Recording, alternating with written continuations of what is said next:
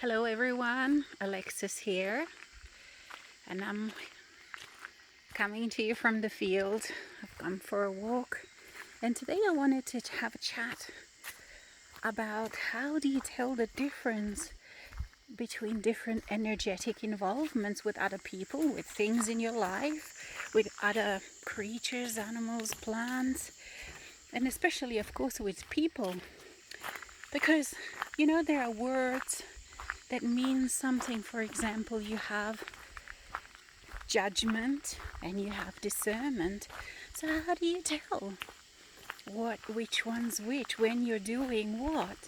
And it all has to do with energetics. It all has to do with your own energetic involvement.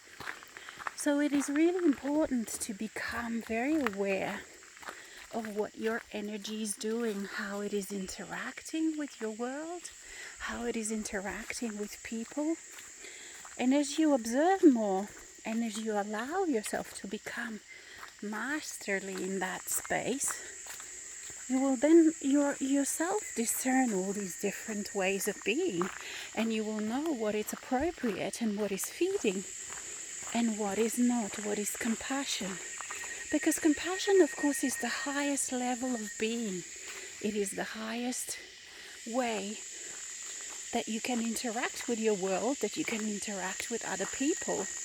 And compassion is not the same as empathy, because empathy has you being involved, feeling another person's feelings, often taking them on, feeling their emotions, processing another person's emotions. But compassion embraces all. It doesn't want to change all, unlike empathy, for example, which still wants to change another person and has investment in that change. So what happens, that scenario where, for example, someone suggests something to another person, and perhaps from a good place of wanting to help, but then there is an agenda in that suggestion. There is an energetic package, energetic bondage in that suggestion.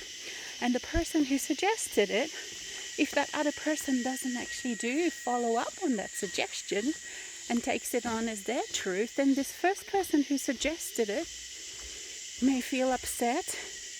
They go into all those kind of hurt emotions. But in compassion, none of that happens because the interaction is free. There is no agenda in anything you say. There is no agenda.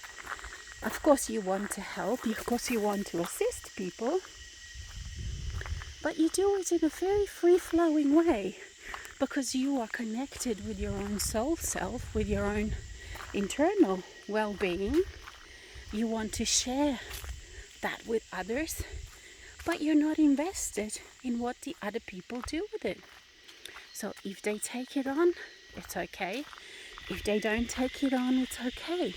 So in this way, you see, you're completely free.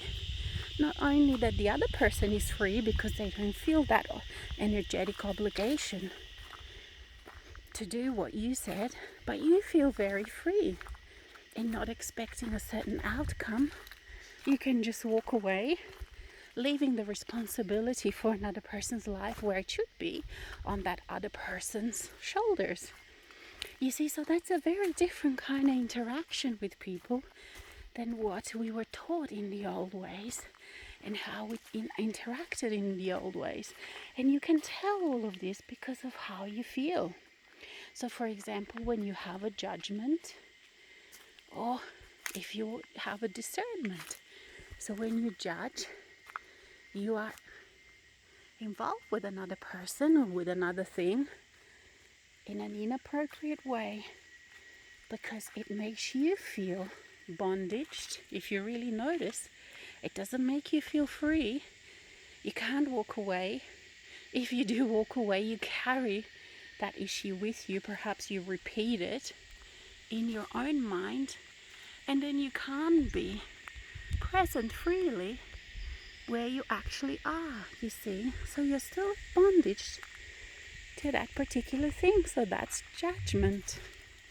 Well, with discernment, the energies are clear and you can feel yourself being free you can walk away freely into your next now moment, into your next emotion, sorry, not emotion, into your next adventure, while being unencumbered by what just happened. You see, so that's how it's this energetic involvement with your world. And that can be with physical world, with things, with other beings, of course, with humans, with family, with anything that is in your life.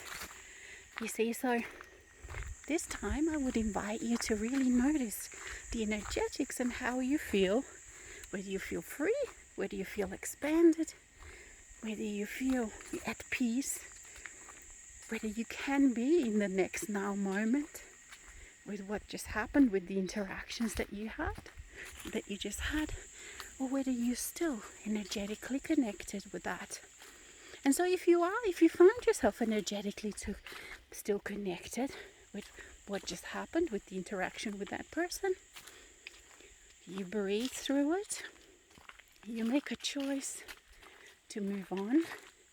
You allow the assistance, the wisdom of your grander self, with your soul self, to assist you in this. And then you move on, you walk on. And if the past or that event wants to keep tug at you, you just keep breathing through it, you move through it. And it does take a certain dedication, because especially at the beginning when you do it the first time, judgment and interaction with others that is inappropriate, that is feeding, is so seductive. So you keep on wanting to do it.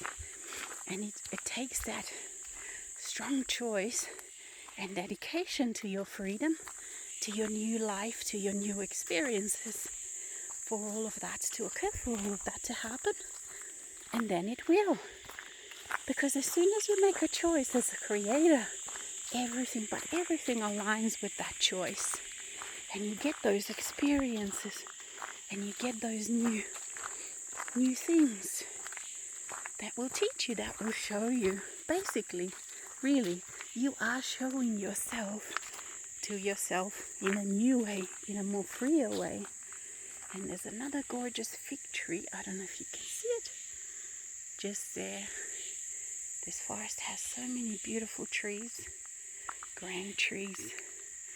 These buttress trees that go very high up and have such beautiful, beautiful energy and character. See how they've got these buttresses and all these kind of winey things. And there's just so much life here. And so until next time, see ya.